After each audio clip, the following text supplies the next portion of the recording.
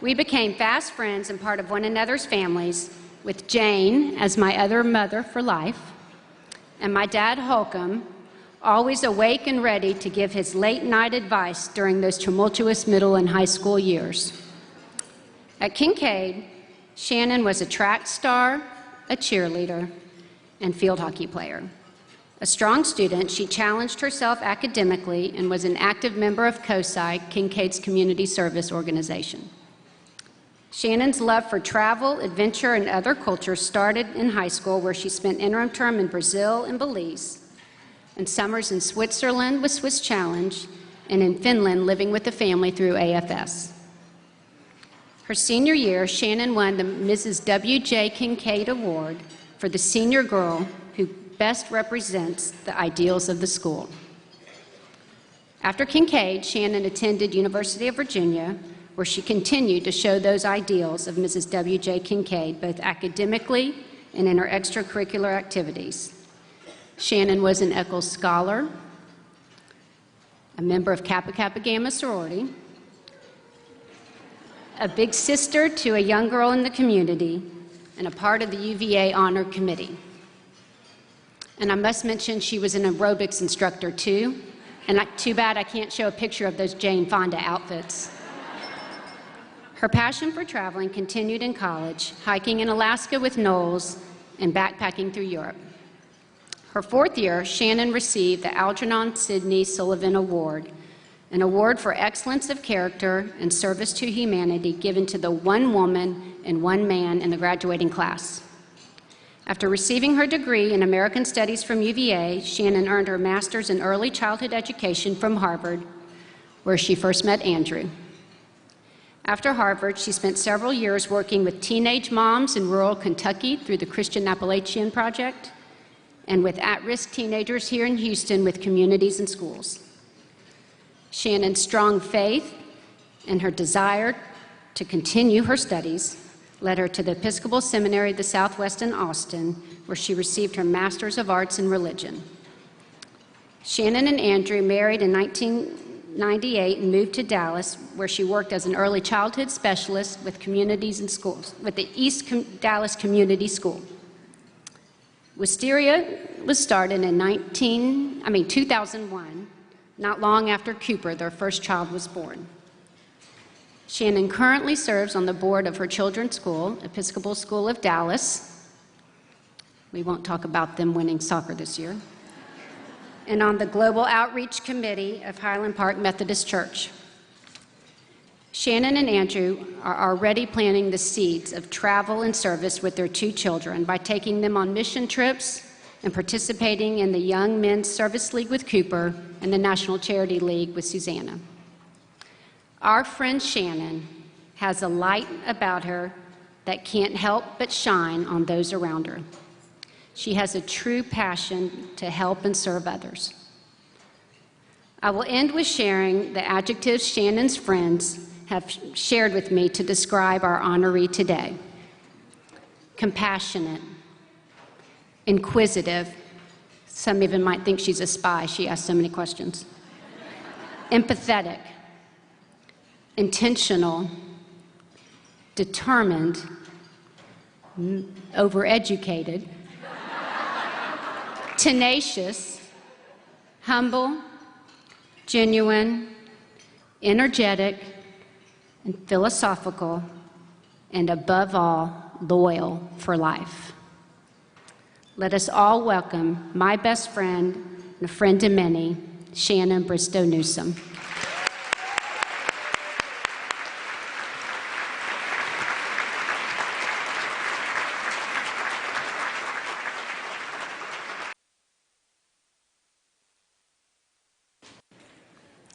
Thank you so much, Claire.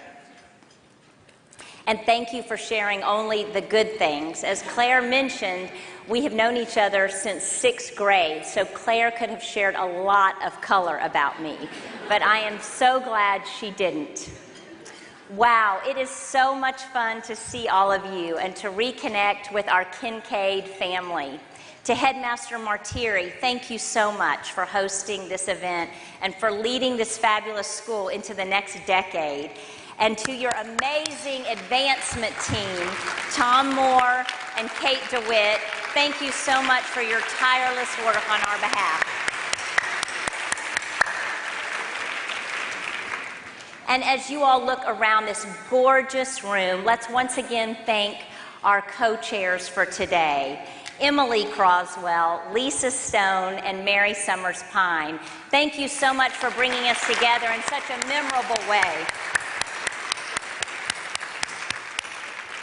There is no one more important to acknowledge than my husband, Andrew. He is president and founder and the creative force and vision behind Wisteria. He is my best friend and the father of our 2 children, and he's really the one that should be speaking here today. So, Andrew, thank you.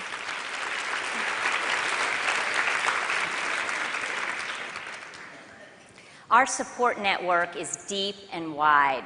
My dad, Daryl, his wife, Rachel, my mom, Jane, my stepfather, Roy, and my brother, Roy, are all here today to support me, and it means so much.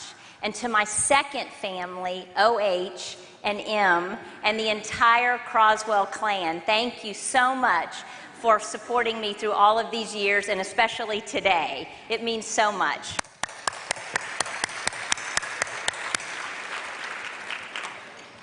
In preparing my remarks for today, I came across a quote that gets to the heart of what I'd like to talk about. In the book, I Am the Messenger, Marcus Zuzak writes, "Some people are beautiful, not in looks, not in what they say, just in what they are." As you look around this room today, there is so much beauty in who you are and also meaning in what you do. At Wisteria, our mission is to make the world a better place by creating beauty and meaning. And the same could also be said of Margaret Kinkaid. She inspired beauty and meaning in so many ways. She was a remarkable woman. She was described as having the dignity of a queen, the energy of a leader, the outlook of an optimist, and the patience of an understanding mother. We should all be so lucky to be described in such a way.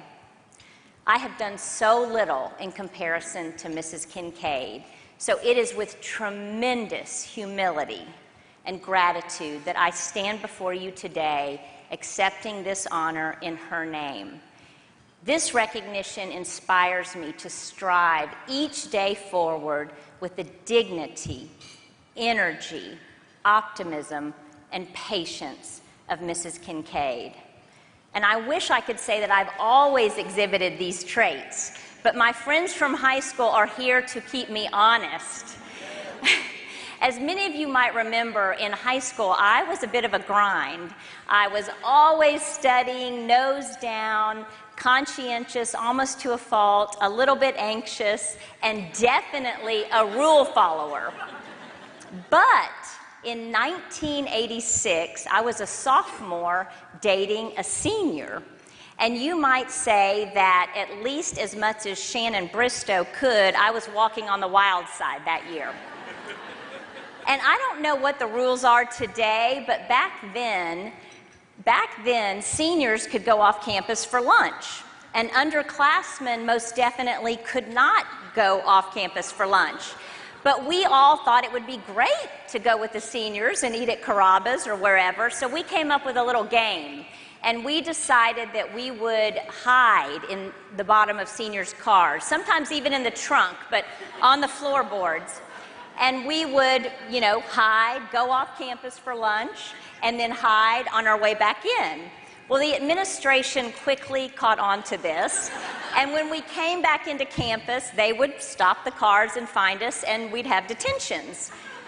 Well, then we thought we had another idea. We could get around this. And so we were going to keep going to lunch, because we wanted to go to good restaurants with our senior friends. So we thought, okay, we got this. We'll go to lunch, hide in the bottom of the car. Instead of coming back onto campus, we will just go to Farnham Park and park at one of the houses that backs up to Kinkaid's lower athletic fields.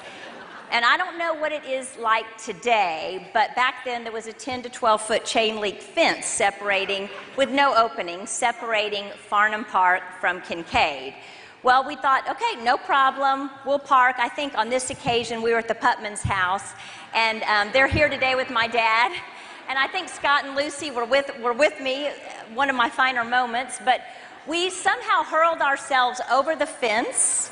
I cut my skirt on the way down in one of the links, and somehow a few scrapes and bruises, ripped skirt, but we made it back to class. So I do not know why I was surprised when I was sitting in class and I got a note that I needed to come to the principal's office. And I had never been to the principal's office. That was not my normal mojo. But I went to the principal's office, and consequences were handed down, detention. I think I was probably bawling, but it all in the end worked out. And that principal at the time was my mentor, freshman English teacher, one of my track coaches, the eventual then upper school principal, the eventual longtime head of school, Don North, who's with us today.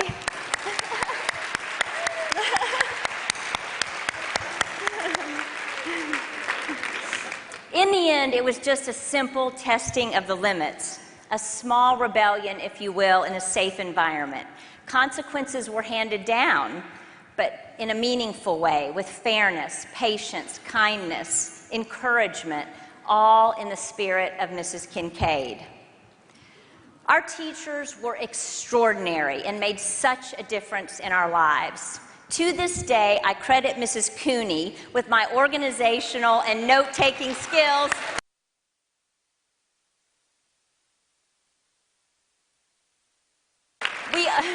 We all remember that we would, have our notebook paper and write our main ideas on one side, fold it in half, and write all of the details on the other side. And that system got me not only through Kinkaid, but also the University of Virginia and Harvard. And I still use it today. So, from our foundations in middle school, we moved to new challenges in high school. We went from Mrs. Cooney in ancient Egypt to Mr. Moss in world religions and philosophy. One time in Mr. Moss's class, I got a D on a paper. So clearly I was having a bad year. But I thought it couldn't get any worse until I was summoned to Mr. Moss's office. And I know that most of you, some of you knew him, some of you didn't. He was a very imposing figure. So I don't know which was worse, the D, having to go talk to Mr. Moss, or having to go see Mr. North. But it turns out the essay I had written was fine. I had answered the wrong question. So in addition to teaching me the importance of paying attention to details, Mr. Moss also fostered a lifelong love of learning and travel. And in fact, it was through Kinkaid's interim term program that I made one of my first trips without my parents, and that was to Argentina. And as many of you know, Mr. Moss was the founder of interim term, still a signature program at Kinkaid, and one that brings so much meaning, an extra measure of richness and meaning to so many students' lives.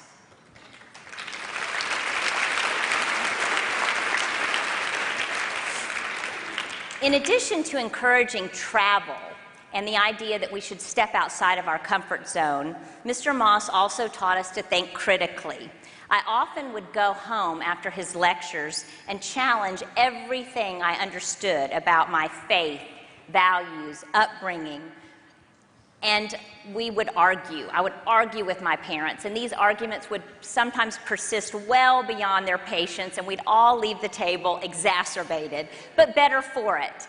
And it's funny how life comes full circle, because Andrew and I are getting paid back in droves today with two very strong-willed and persistent teenagers who challenge our every thought, value, faith at the dinner table almost every night.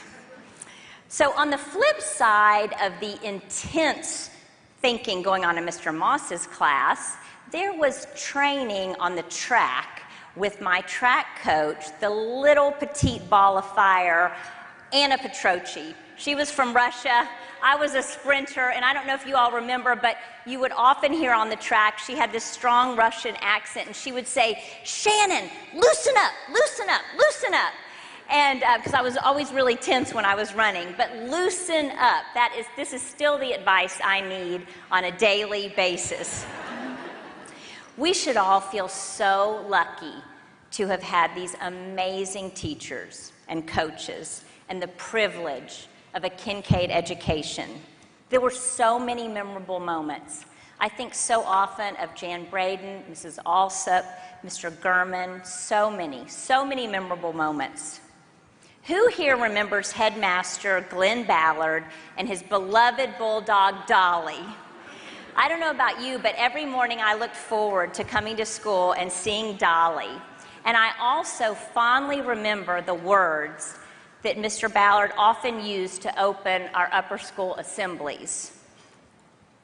In his booming voice, he would say, "Students, whatever is noble, whatever is right, whatever is pure, whatever is lovely, whatever is admirable, if anything is excellent or praiseworthy, think about such things." Part of our legacy is that we rise to the expectations set for us. We strive forward with our best effort, and we do not give up. We believe that to whom much is given, much shall be required. That is who we are, what we are, wherever we live, and in whatever we do. Andrew and I believe that just one act of kindness can make a difference, and a lot of hard work. And that is what inspired us to start Wisteria over 16 years ago. Many of you know the story. The idea for a catalog had been forming in Andrew's mind for some time. Growing up, Andrew always loved the mail, any kind of mail, getting the mail. He subscribed to the old Sears catalog. He just wanted to get a lot of mail. And as you heard in the video, he also just loved collecting random objects. And he also used to tag along with his dad to garage sales on the weekend. So for Andrew, it was not that far of a stretch that you might travel, collect things, and sell them through the mail. Well, I didn't think that much of this until one day, Andrew came home from work and told me he was quitting his job. He was just 1 year out of business school. I was teaching and pregnant with our first son, Cooper. Somehow, in a moment of weakness, Andrew convinced me to set aside teaching, at least for a while, and to travel with him, and that is how Wisteria began. Our first office was our 2-bedroom house on Stanford in Dallas. We shipped out of our garage. Now, over 100 employees strong, with a location in Dallas, the catalog, and our online store. We are a real company. We can't believe it. And every day, we lean in on our successes and our failures. And we have many failures. But each day is filled with new adventures, ideas, and relationships. And it's these relationships that are our foundation. As I mentioned earlier, our mission at Wisteria is to make the world a better place by creating meaning and beauty. And let me tell you a little bit about those two words, beauty and meaning, and why we chose them. We have the rare privilege of getting to know the artisans who create the things we're selling. They come from all walks of life and all parts of the world. When we tell their stories, we support their work. We believe that meaning comes from these stories and these relationships. And beauty is seen in the unique and lovely creations that are often found nowhere else in the world. And it's these stories and relationships and experiences that inspired us over the years to support more than 100 different nonprofit organizations. We started with small grassroots causes, casting a wide net, and today we are focused on a few of our nonprofit friends who work to improve the lives of children around the world. And if I may, I'd like to just share a few of those partners with you. We proudly support Amani Children's Home in Kenya, Juntos Servimos in Matamoros and Ciudad Juarez, Lumen Education in Dallas, the Methodist Children's Home in Costa Rica, Orphan Outreach in both India and Guatemala, Surpassing Grace in Burma, and the Acola Project here with us today. Let me tell you a little bit about the Acola Project. I hope you got to meet them when you came in today. It was founded by our good friend Brittany Underwood, and her energy, enthusiasm, and passion are contagious.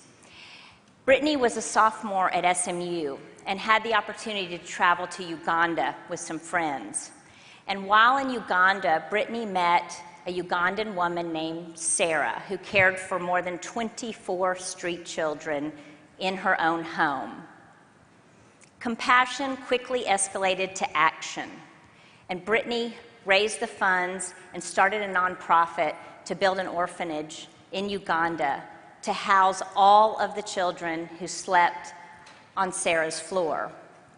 But she didn't stop there, and Brittany felt that more could and should be done. And she had noticed an incredible sense of creativity in the women that she was getting to know and working with. And Brittany felt that if she could train the women to make beautiful jewelry, high design, high quality, she could give them a vocation. And she did just that. And a steady income for these mothers meant that the children could remain in their own homes with their families and in their villages.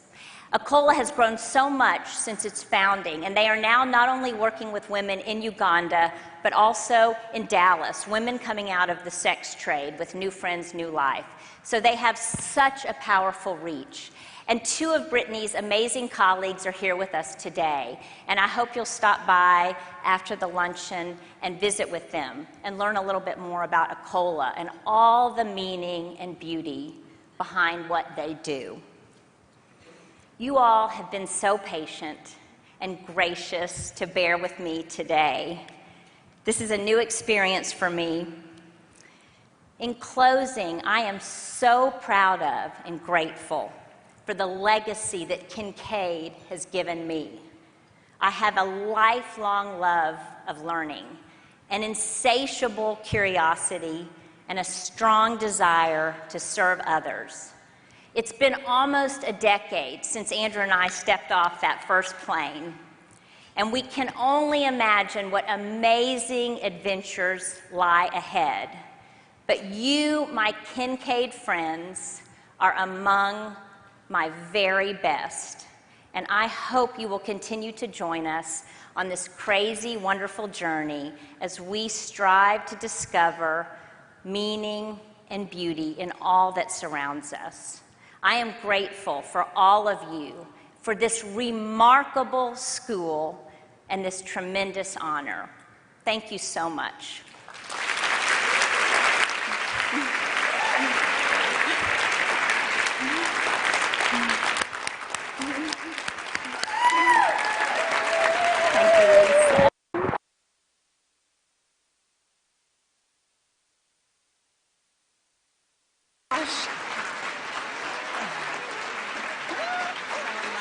Oh my gosh, so as you heard, I'm Claire's sister and Emily's daughter, and another sister to Shannon. Yes. So when Tom Moore asked me if I would chair the luncheon, I told Tom I don't really do luncheons, but of course I will do it to be with family and so many friends and to honor Shannon.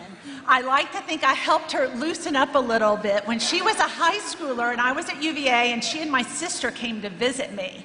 and I introduced her to the art of the country party. Well, while I was busy planning country parties at UVA, she was doing a whole lot more during her tenure there. But I am just thrilled to be able to present my friend Shannon, who has just accomplished so much, not just with Wisteria, but just throughout what she does and the people she's with and the beauty she spreads and enthusiasm she spreads for life all around us. She grabs life, and it's such a wonderful thing to be a part of. So I get to present her with the, as Lauren said at our first event a couple years ago, the penultimate Field Day Goldfish Bowl. And it is the Margaret Hunter Kinkaid Award, the Margaret Hunter Kinkaid Award. And I cannot imagine a better recipient. It is with such gratitude I thank you for taking the time out to be here and share your story today with us, and for all that you and Andrew and the Wisteria team do for communities around the globe and throughout the United States to enable these people to have their vocation and to share it with us. It means so much. Thank you. So much. Thank you so much, Lisa. Thank you so much. Yes. Yes.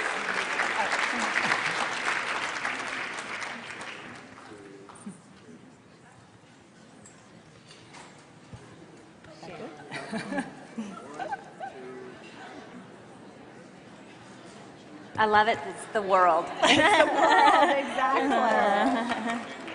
Thank you so much. I'm Mary Summers Pine, and what a great day for Kinkaid. Thank you, Shannon, and thank you all for being here today. I have a few final notes to make. Don't forget to take home your Wisteria tote bag. It should be hanging on the back of your chair or underneath your table. Wisteria has generously donated all of the tote bags today, as well as the ginger jars that we're using as centerpieces. If you're interested in purchasing a centerpiece, please take your centerpiece with you to the checkout table in the lobby. Lastly, if you didn't have a chance to visit the Ecola pop-up shop before lunch, you're in luck. It's still open for business until 2 o'clock today. Thank you all so much, and have a wonderful weekend.